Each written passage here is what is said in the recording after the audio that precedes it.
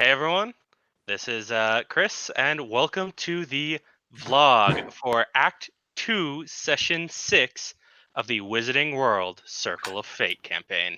There you go. Good job. You're better than Jordan. Okay, one thing I have to say, like right now, how long are we going to be in Mass Effect? Because by the time we come back, One episode. yeah, I know, but I mean, in the world, we're gonna be a Find day. out. Historically, time passes at the same time. Historically. Oh, okay. So if you're there for a day, you've been gone for a day.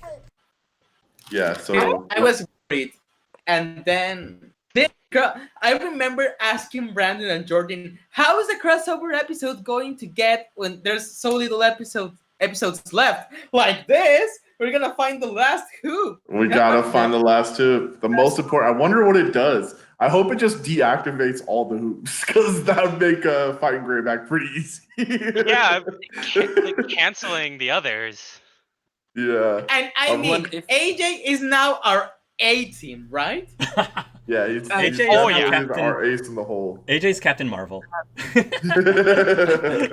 If he hadn't tried again to really focus on that 13th symbol, was the library always the key, or like how would, because Clef was going to search his family history, would it have always led us to the library?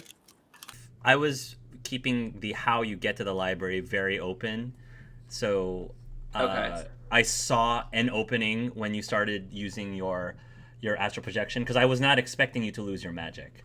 And I was not necessarily expecting you to use your astral projection. And so that was... They're going to be so over me. I had thoughts and ideas on how I was going to get you guys into the library again, but the way that it worked out was like perfect. It was almost effortless. I was like, oh, yeah, this is great. I see an opening and I'm going for it. So like, it's kind of my fault that Toby lost his memory. It's kind of my everything is everything bad happens because of Juan. Is this something bad that happened though? Was this completely bad? I mean, yeah, it was bad, but it's magic. It was bad, but it's what we needed, because I was already thinking in my head, okay, what Muggle are we going to use? I can use Joe. We can use now that Rock's son. I was thinking, what Muggle are we going to have to pull into this? But now that Al just lost his magic, I mean, what better person than a PG? I was thinking the same. I was like, when we were when last session ended, and everyone told me, "Wow, Clef, you totally lost your magic." I was like, okay, how will I use this? The hoops. I will get the hoops, and Art.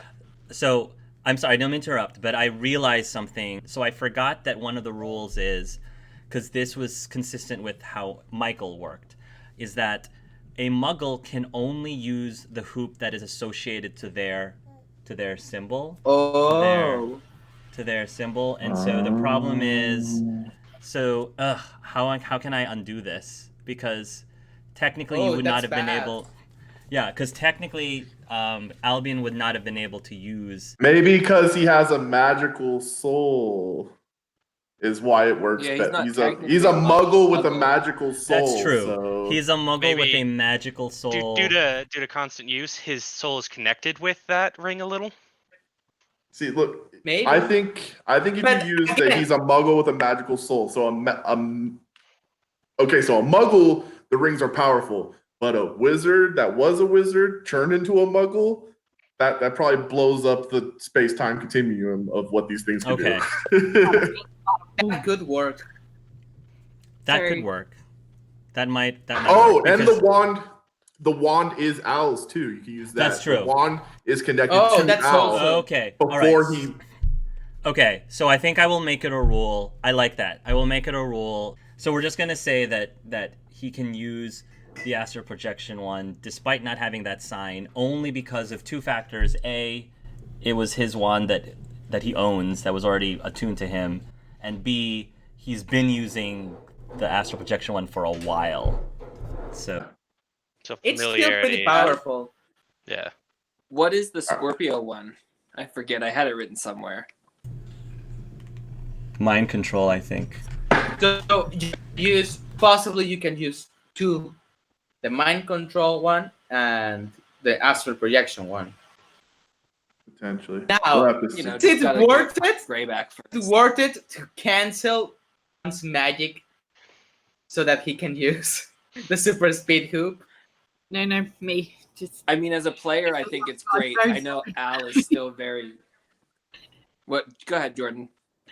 sorry, I was just gonna say like, it kind of sucks that it happened to Al because like, he's so much better at magic than Roxana is. So like, if Roxana lost her magic, I don't think it would have been as big of a deal.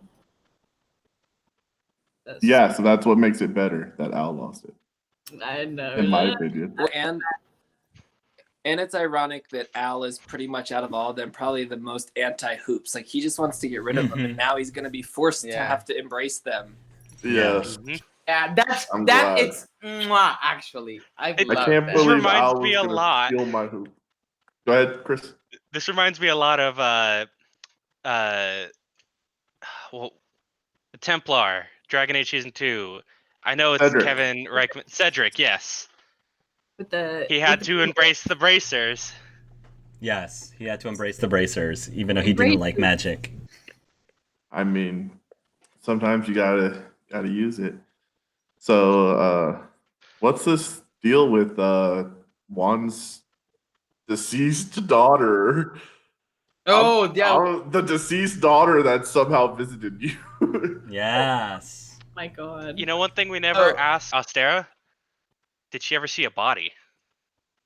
Yeah, we didn't ask that. That's something I was thinking, but I mean, we didn't ask. Okay, I would assume. to be honest, I assume that if her daughter was really alive, she wouldn't go meet that she's never seen ever and not go see her mom, you know? yeah. I would assume, that you would have to see the body to just say they're dead. It's not like she went missing. It was like, oh, she's dead. Like, I don't know. Ostera seems pretty thorough. Yeah. So Ostera doesn't seem like the one who. I don't know, Hart. But Can, then can we get a definitive? he won't tell us nothing. I think that's something that Juan will have to maybe ask at some point in the next opportunity. Oh, fuck. I'm gonna lose the chance to talk with my daughter because I said tomorrow and now I'm trapped in. That's a thing.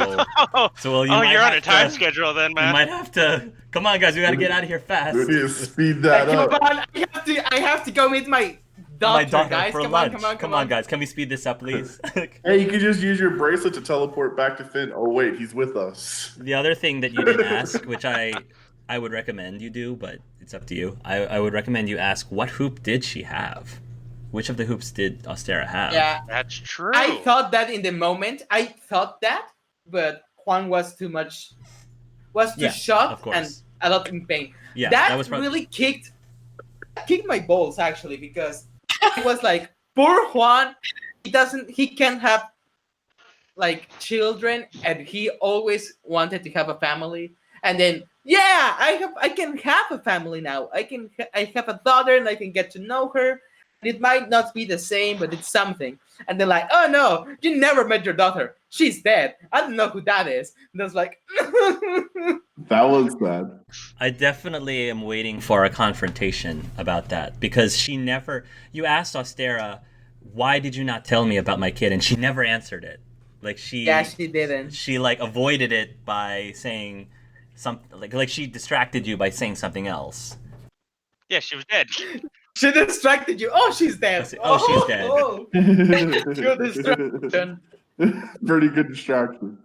I personally would love to see Juan like call her on that and be like, okay, look, I need to confront you about why the heck did you not say anything while my daughter is still alive? You know, something along those lines. So.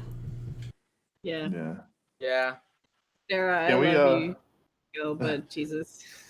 I would also like to point out that my plan worked flawlessly, and Luke is still alive. Even Jordan has been doubting me since 2 weeks ago. She's been saying I'm gonna die for 2 weeks, and I knew it. I knew I was gonna pull myself out of that. He's saying me. don't know how you can doubt Brandon. Brandon is What so y'all- smart. His plans I come always up with work. things. I come up with things. I come up with ideas. What y'all didn't see is about 30 minutes before everyone got on the call, it was me and Brandon just chilling, right? And we were just hanging out, and he was like, I'm a practice roll to see how well I do. Really good roll. And I was like, oh shit, roll again. And then he kept rolling and rolling, and he kept getting good rolls. And I was like, stop it, you're wasting all the good luck. And then he was going, I'm gonna crit fail. Okay, I just knew I couldn't crit fail. That was it. I just couldn't crit fail because my mod is high enough that regardless of 1 and 2, I pass. But crit failing would have been my death. So Unless, of course, it has some kind of disruption to that magic. I mean, I don't know. I just knew that I could not crit fail. I knew I could use the hoop and tried. I knew it too. I was like, water. If I turn into water right out of its grasp, it can't hold on to water. Like, it just can't. I just want to point out, I think it would have been just fine if it got me. No, I think you would have been dead for sure, 100%. Yeah, I almost think- definitely. Because let me tell you something, Rox. Your 2 ideas did no damage to it in the first round, and then you did 5 damage the next round. You were dead. Worth a try. Okay. There's something I wanted to ask Hawk is, would I have died If what? if I got harpooned? If You would Brandon have had. decided to take my glory. I think that your likelihood of dying would be very slim, simply because there's so many other NPCs and characters there.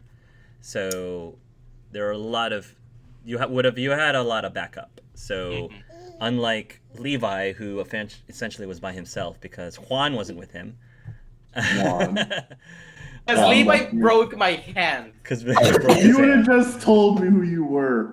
I would have snuck you out of there. I wouldn't even have cared what you did. You would have been out of there. I'd have been like, hey, this is my buddy. We're leaving for coffee. That doesn't matter. It's still police brutality. Hey, Admittedly, you did try to escape.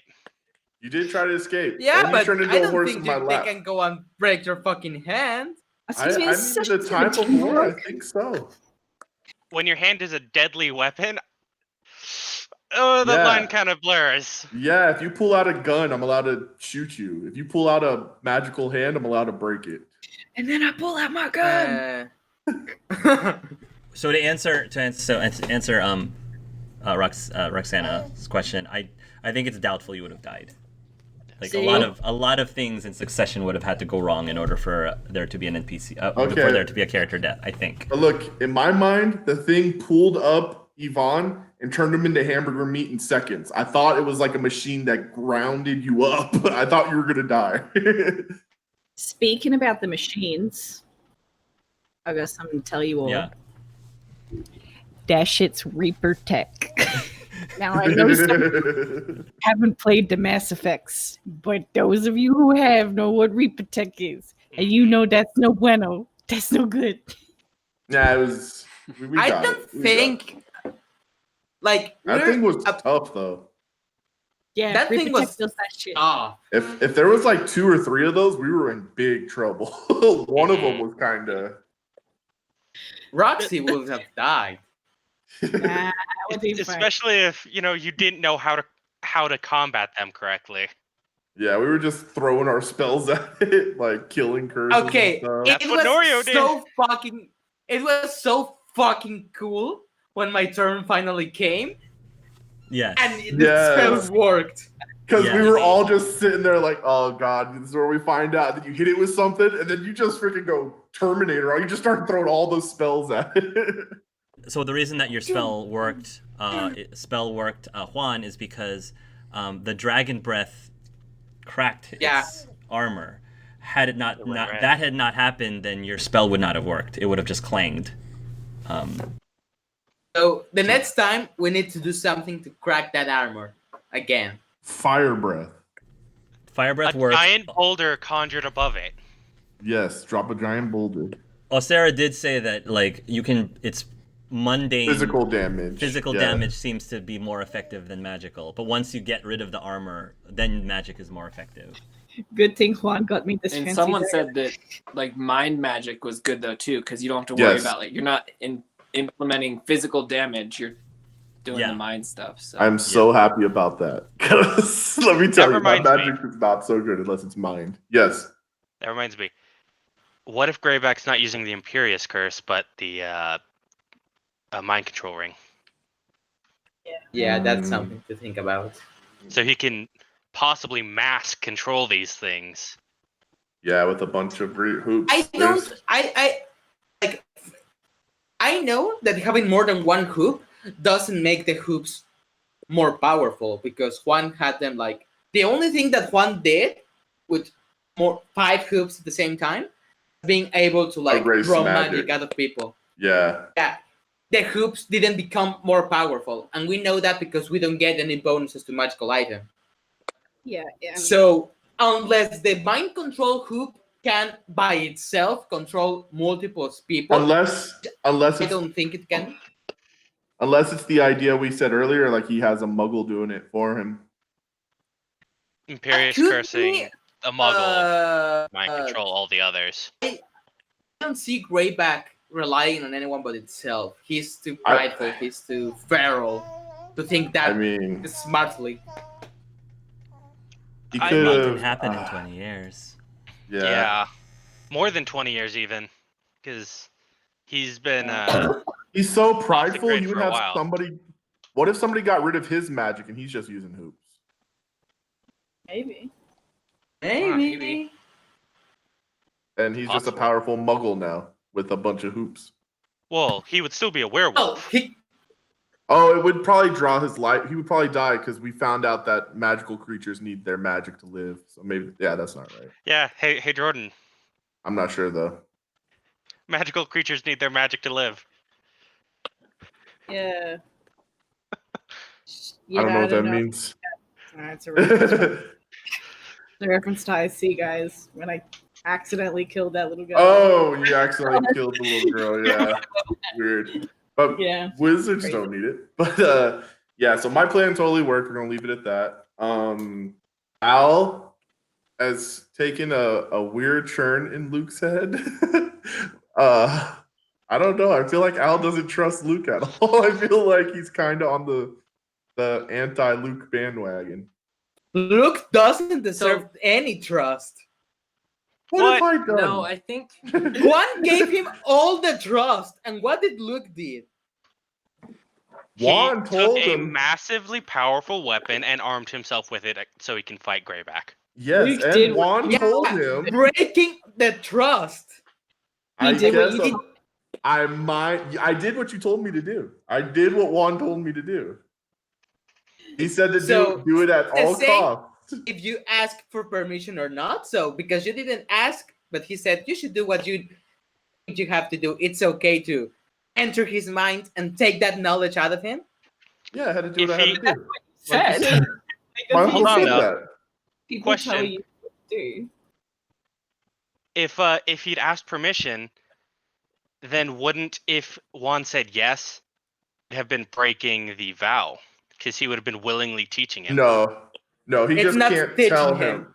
Yeah, he just can't tell me how to do it. We were pretty specific on it. He just can't tell me. He can't walk me through the process. I thought it was you couldn't teach someone. Yeah, but he wouldn't. Is that him teaching me? If he said, "Yeah, I would teach you," and then I'm like, "Okay, cool," and I go in his mind without him knowing. I don't think that's him teaching me. I don't think that's him teaching you. However, I- I will agree with Chris that you could argue that giving him permission to read his mind so he can learn could be interpreted If he knowingly- knowingly so he would learn, could be interpreted as teaching. Could be. Yeah, but he didn't know I was going in Right. his mind. Yeah. Unknowingly, So- no. Correct. I The fact that wouldn't you say went against that's that you did it without his consent might have saved his Yeah. life if you really wanted to get information. Might have. But yeah, Juan told me. Juan was very clear. Do what you got to do. Luke is what he said, and that's what I had to do. I loved that scene where like Luke repeats it and then does it. It's like I literally This repeat when he kid said is it back to cold. me. This kid is cold. I love him so so. Brandon, much. Yes, Yeah. sir. Al's opinion on Luke, just so you know, Al actually really respects Luke, and honestly, the reason he doesn't want him to have those hoops is because he feels like that's going to protect Luke. He feels like Luke's actually very capable, and like I said, until the moment Astera said about Greyback coming for those hoops with those creatures, he was about to compliment Luke on the use of the hoop, and that little bit of information changed it all to the point where it probably will drive a little wedge between them. But just so you know, deep down, it comes from a place of Albion wanting to protect him. Okay, so it's not like, oh, Luke is going mad. It's, oh, we need to keep him safe. Okay. He's the baby of the group. Everybody's not yet. baby fever, especially me. Yeah. I think all of us need to relearn this mass killing curse. I don't know about you guys, but like I knew it was going to be a really stupid decision. Of course we should have kept it. Of course we should have kept it. I had to stay in character. Like that's what sucks with a lot of my characters. It's like this is a bad decision, but they do it. So yeah, I think we all need this mass killing curse because it is easily the most useful weapon we have against, I don't know, war crazy werewolves. I think is a good reason to have it. Yes, cyber dementors, and you got to bust out your big guns for these ones. Especially since Hark implicitly said if the Avada Kedavra was more powerful, it might have cracked through the shell on its own. And I made my werewolf noise as soon as he said it because I was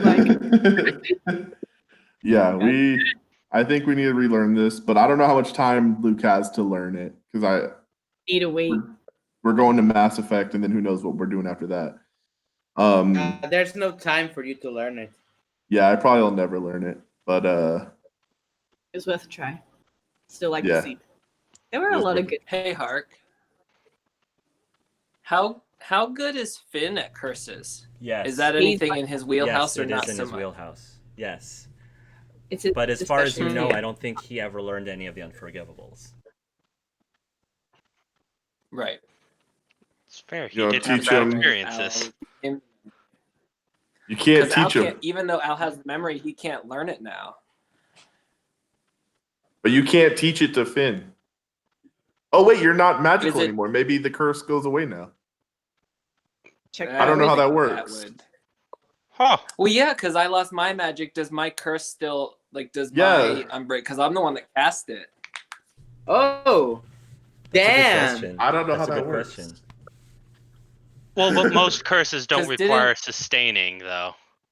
No, but again, like we said before, when Lily magic disappeared. Yeah, when she died, the goldfish she gave that point. Also. I would say when you're check everybody's unbreakable vow tattoos, I would say check, because that'll probably be a big.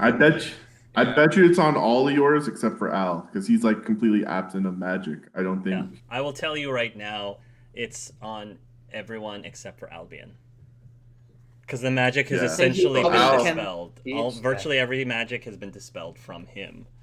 So yeah, he can. So you can teach. You can teach it, Al. I wonder if Albion shows Roxana the memory, because it's like a memory that's kind of been like that she already had, whether she'd be able to learn it quicker. But I doubt it because she obliviated it, which is getting rid of it. So it's like that's just like never having it. Yeah. So I don't think. Plus, I don't know if Al would want to subject Roxy to that. I feel like he. At this point, I don't know. Like he knows she chose not to have it for a reason. At this point, it's funny because I was always thinking that when it comes out, it's gonna be like I trusted you, but at this point, she can't really get on her high horse about it because they should have kept it. All that time, Juan did not use that spell, and why would he? Why would he? Exactly. Why would any of them? Yes. Why would we get rid of it? Oh, you know why they would use it? Because the world's about to end. That's why they would use it again. Who listened to the fucking Russian? Okay, I don't know why everybody listens to rocks all the time, but every time I have an idea, everybody forgets it. Like, no. You need to stop listening to me and stop stepping in front of bullets for me. I need to start talking in a Russian accent. I guess that's the most convincing accent. I mean, it Yeah, does have a strange allure to it. It does. That was a really sad scene with Luke and Rox. Yeah. That was pretty Yeah, sad. I love that scene. That was a really good scene. That was sad. Rox obviously has lived with some things. Yeah. Yeah, that's pretty sad. Because I know that for time constraints and we had to do the 17-year jump, we really couldn't go into the whole miscarriage thing. We talked about it briefly. But for you to finally like talk about it and show that it weighs on Rox was really a good scene. And that's like it kind of feeds into like the whole like Roxana is a bad mother, because I think it like means more to her than I think people probably would assume. It's like it's not just insulting, it's got this very deep-seated connotation to it. And I think a lot of the things, like all the effects that like, you know, as I was talking about it, because I did think about this a lot and like what effect it would have on that whole family. And it's sad because like, especially like, and I remember this is something I said to Brendan, it's like, imagine being Imed in that situation where he can read his parents' thoughts as they're going through this really traumatic thing, and them like saying like, we like lost our baby, and he's not actually theirs. You know what I mean? Like things like that. It's like, it's really sad. Like all these effects that you don't really think of, because like obviously it doesn't just affect Rox. This whole family went through this. What I'm most interested in is how Aika reacted to it, because we haven't really seen Aika get like sad, really.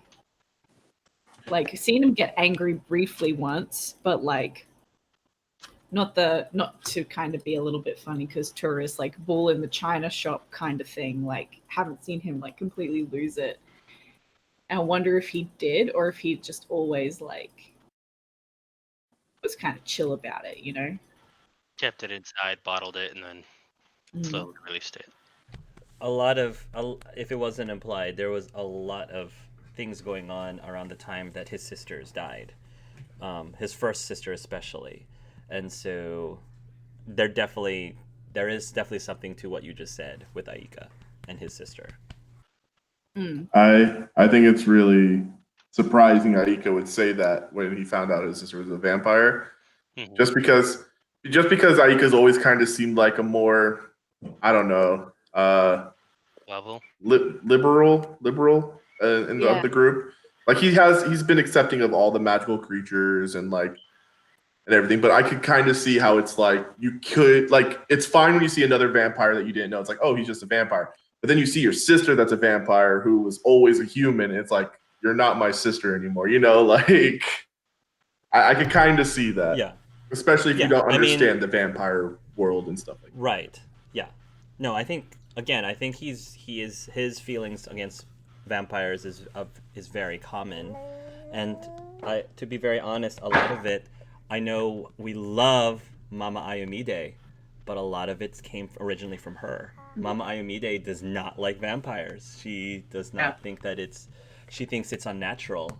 She thinks that it's like, there was a lot of morality in previous campaigns, I'm not going to say which one, about bringing people back from the dead, and is it morally correct to bring back people from the dead? And a lot of people in the wizarding world think, no, it's not moral to bring people back to the dead. People who are dead should stay dead and they should rest. And I think that's part of where she's coming from, is that vampires sort of like go against that. It's like the abomination of life itself. Because I'm very like, that's another conversation, like, because like I really think if it like it all comes out, it's laid bare on the table, like how he feels versus how she feels. Like, don't get me wrong, Roxana's no like activist, but she definitely is like. I think she's because like what, like I said with the whole registration thing, is like she doesn't care because it doesn't really impact her.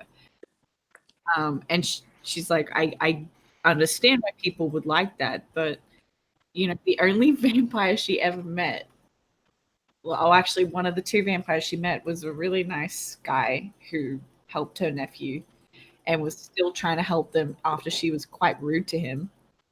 And then like Aika's like this. They could have a bit of a blow about it. And I'm ready to verbally spar. I'm ready to do it. Well, she doesn't even know he said this, so she's gonna have to pretend it never happened.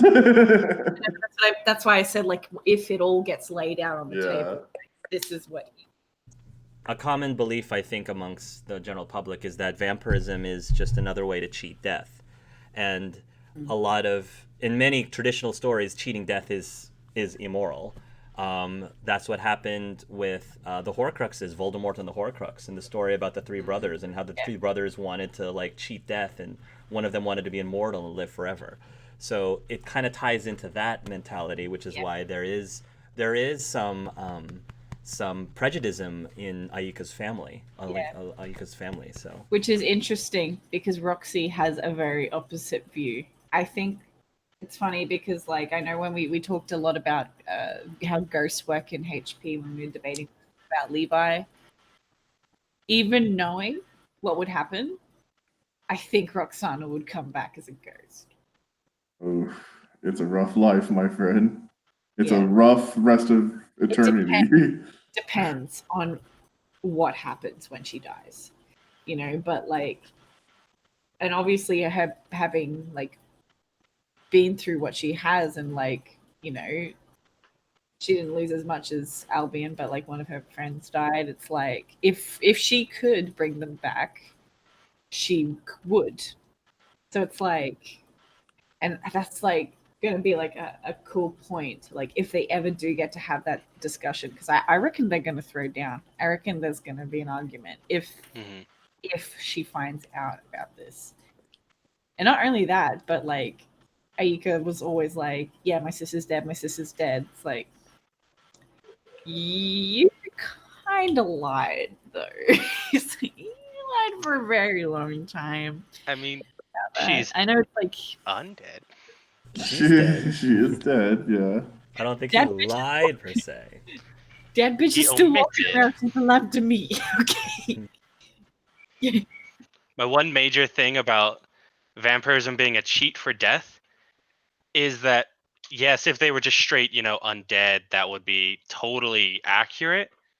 But they can give birth to life, new life. So I think that kind of takes them away from the cheat of death into more of just a different form of life.